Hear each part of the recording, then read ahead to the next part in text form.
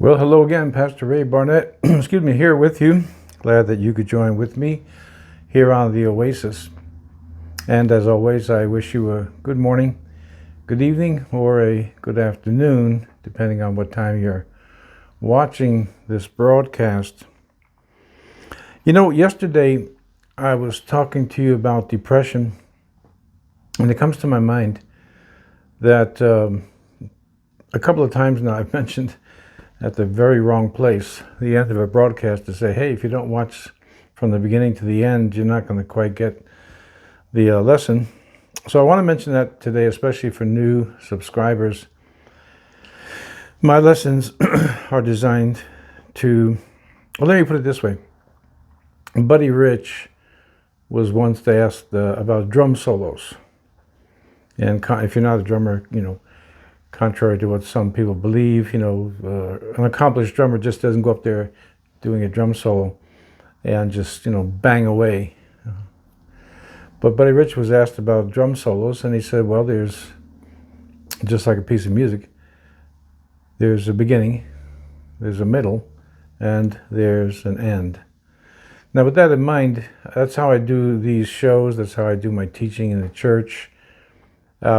It's designed for a beginning, a middle, and an end, building up the point for the day or the lesson for the day. So I would encourage you, if you're going to tune in, you're going to watch, that you have the time and you make the time to stick with me. I try to keep it between 15 and 20 minutes, which isn't really a whole lot of time, but I do understand in this kind of image-generated world we live in, and the addiction that goes with social media, if it's not eye-catching, if it's not catching your attention right away from the get-go, we all have I do it too.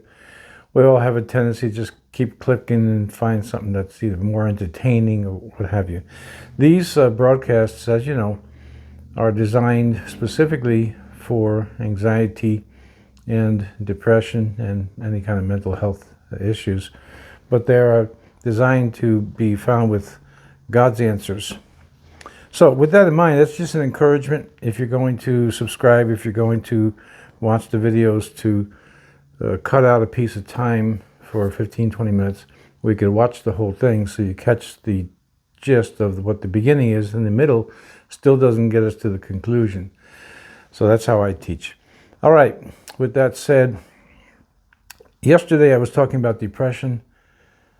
I was mentioning, which is fairly well known with people, this pandemic that we've had now for some time has created a lot of mental health issues, both with people who have already had an ongoing either predisposition or a diagnosed condition with panic and anxiety, depression, and so on. And it's also created new ones. One of the very sad things is the amount of suicides that have gone up because they're very, very stressed. So yesterday I talked to you about depression and one very simple technique, which is very well known. And again, it's not a hack. It's, get up and move around and walk. So if you haven't seen that broadcast, you can watch it. Today I want to talk to you about panic and panic attacks. So first of all, they have the appearance of coming on very, very suddenly. But if you begin to study yourself, as well as reading a few good books about on the subject of panic and anxiety, that will certainly give you some really good clues that will help you. But the appearance of a panic attack is that it comes on suddenly. In many cases, I've heard people say it came out of nowhere. Although that is possible, that it's coming from literally just out of the blue, it's not probable. Meaning that for the person who's already anxious, tense, like yourself perhaps, the appearance is that this panic attack just came out of nowhere. the symptoms of panic: palpitations of the heart, distress in your body, just generally speaking, stomach problems, tightening of the throat, sweats, eyes. I mean, and I've discussed this with you before. There's some very bizarre symptoms that are associated with just an ordinary nervous, with the nervous system, which is, not entirely. Well, let me say it this way: if a symptom is strictly in the nervous system, in other words, it's a nervous symptom, they're always harmless. And the odd paradox of all of this is that they don't feel, and they don't even remotely feel like this is not an alarm or an emergency. They always feel like this is something really, really bad. Okay.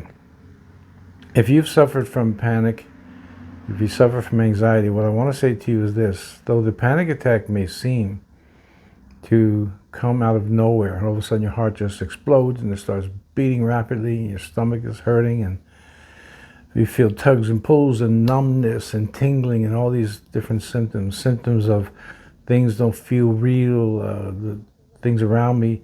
People talk about being able to hear their own voice, and this is auditory, I won't call it a hallucination, but an auditory response. The nervous system is very distressed. We know, for those of you who've been with me for some time, that the stress put on the nervous system is what causes these things. What I'm trying to say to you today is that though it seems as though it's come out of the blue, that's usually not the case. It's been building up and you never noticed it. So what we want to do is to avoid feeling panicky. We want to avoid a panic attack, one that you would say, and I used to say many decades ago, just came out of nowhere. But that's not usually the case. What happens is that the tension in your body is either building up little by little, day by day, maybe even week by week, or you're in a kind of a steady state of feeling tense. All right, there's stress from the world and the media, and then there's the marriage, and then there's children, and then there's the job, and it could be all of the above, and it is many times for so many people. So it's building up. Your body is getting more and more tense. So your nervous system can endure. Let me give you an example.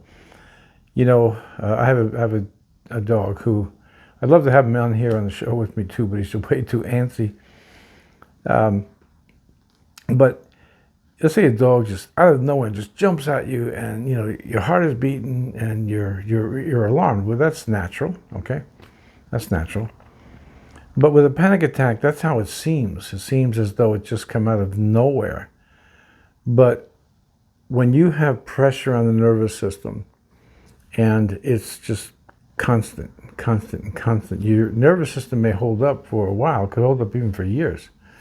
Then one day, just as we use the phrase, which is not entirely accurate, we use the phrase, so he had a nervous breakdown. It's not entirely accurate that the nervous system actually breaks down, but it has some application. That all of a sudden the nervous system could not endure the tension any longer, the continual tension, the continual stress. And before I forget, while it's on my mind, let me mention this. This is why we want to eliminate from our life as much as possible anger and fear. Now that's a very tall order, but not only can it be done, it really must be done. We have to eliminate from our life anger and fear. These are the two twins of that feed the tension that makes for the nervous system to misfire, to have all these symptoms, and then you have this panic attack, which you could have 1 million of them. I mean 1 million, literally 1 million of them, and everyone feels identical. You could have so much experience with these things, and when you have a panic attack, it always feels like it always feels just as frightening as the first one. That's the bad news. The good news is that physiologically, and again, I say this all the time, this is assuming that you've been checked out by a healthcare professional. As long as it's not a problem with the heart, it's not a problem with something organic disease. The good news is that these panic attacks are totally harmless. And that's the real irony and paradox of panic. They seem to be so terrible and obviously frightening, right? But they're actually harmless. And that's the real twist. Okay. So first of all, what you want to do is to start to build up new habits. And again, this is not easily accomplished. Perhaps for you, it's a lifetime of suffering, a lifetime of nervousness, and combining that with anger and explosive temper, and then fearful anticipations, which I always say this, especially when I'm preaching. The media is certainly not helping us with this. They're not eliminating our fears. And they're feeding our anger, and they're feeding our prejudice, and they're feeding all the things that are making us more stressed than we want to be, or that we need to be. So the first thing that you want to do is to begin to build up habits in your life where you can relax. And I'm telling you this, and I say this all the time, this is a simple statement. It is not easily accomplished. But what we want on this broadcast, on this channel, we don't want to just get relief from these symptoms. We want a final cure. We want to be done with them. And let me say something else too. When you're in a panicky state, it's natural to be making phone calls and calling the doctor, trips to the emergency room. If you've been to your local hospital, if you live in a small town, small city, they'll know you by name. They'll know that you're coming in again, and probably leave with the same diagnosis that you came in with, which is anxiety disorder or something similar. And yet you feel foolish, that, went all the way back there again. It's the same old thing. But what I want to say is that when you're having a panic attack, you want immediate relief, which is really kind of natural. Like when you're in pain, you want immediate relief.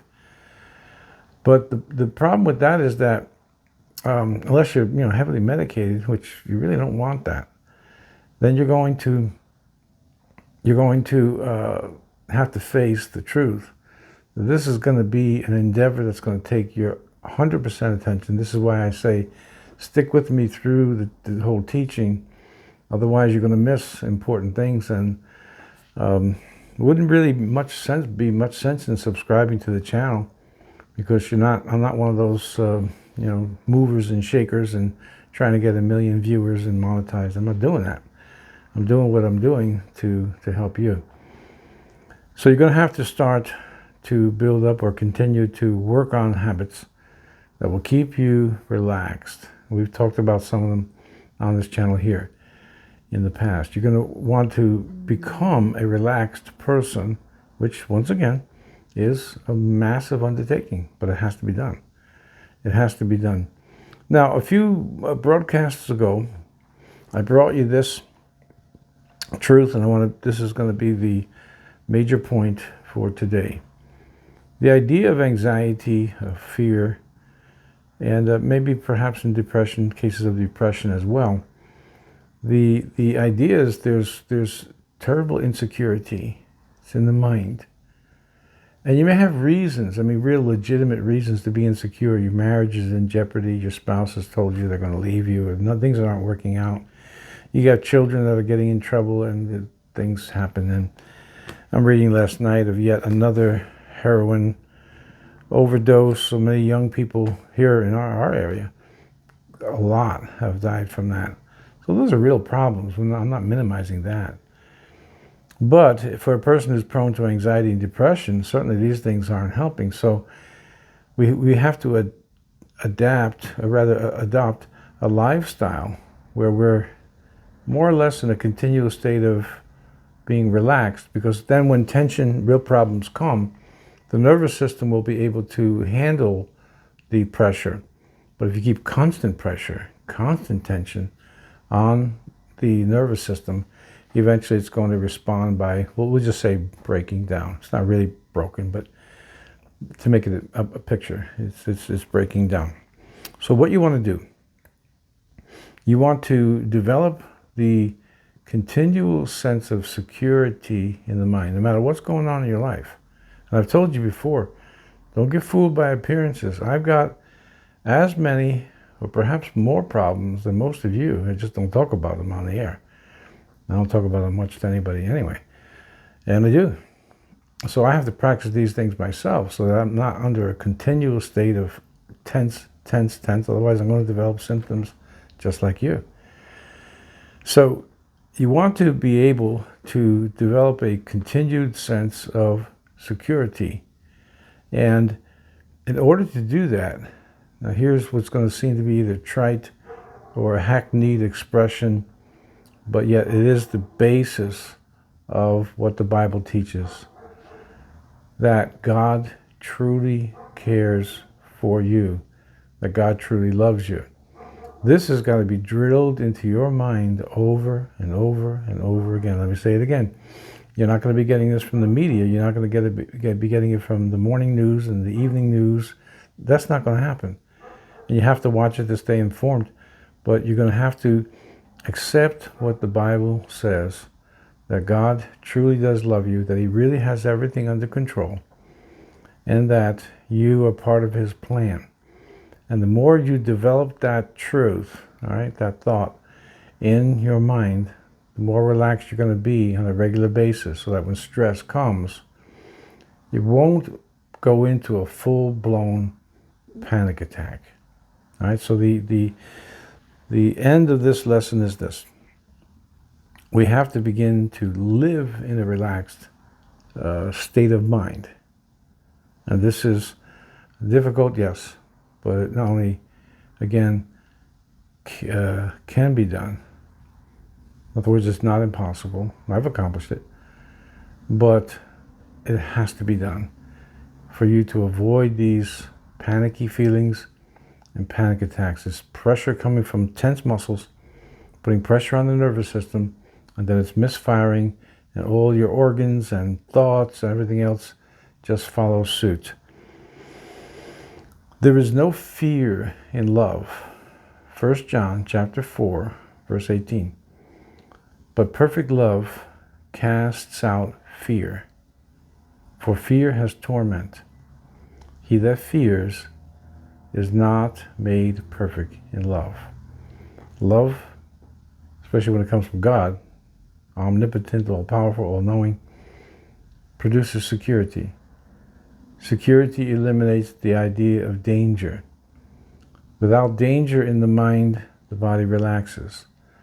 As the body relaxes, symptoms dissipate, and what we hope and pray for here is that eventually they'll just completely disappear. One last thing, by the way. When you're making progress, it'll be a couple hours at a time. Be happy with that. Then it'll be a half a day at a time, then a full day, then comes back again. Then 2 days, 48 hours, then it comes back again. And then those stretches of relaxation and peace will come longer and longer and longer, until finally, as I said, the problem of panic attacks, panicky feelings, anxiety, and so on is gone altogether.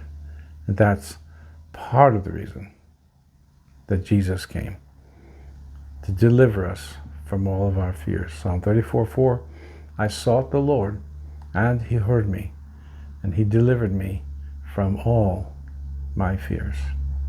Let me pray for you today. Father, I pray for my friends today, once again asking you to give them peace and to help them to appreciate these lessons that are simple in concept, are difficult to put into practice. But when they are, they give the lasting and final cure and deliverance from their fears. I pray you help them today. In Jesus' name, amen. All right, that's all I have for you for today. Again, we're getting new subscribers almost every day now. and that's a good thing. But I always say this as a kind of as I invite you to subscribe to the channel. I'm not looking for subscribers. I'm not looking for popularity. I got a radio broadcast. I've been on television. I got a lot of things going on that well, I'm not really looking for more work. Let me say it that way. However, if 1 million people subscribe to this, that would be great, because that means that's that many people many more people that I can help. That's my goal, is to help you. So if you want to subscribe, please do. It's a small group at the moment, and that gives us plenty of room to be in touch with each other and to help each other, pray for each other, encourage each other. So if you want to subscribe, do that. Hit the notification button as well. You'll know when I upload videos. And give me the thumbs up if you wouldn't mind. Always stay on the YouTube radar. All right. God willing, and the creek don't rise, I'll be with you here again tomorrow on the Oasis. And until then, God bless everything that you do.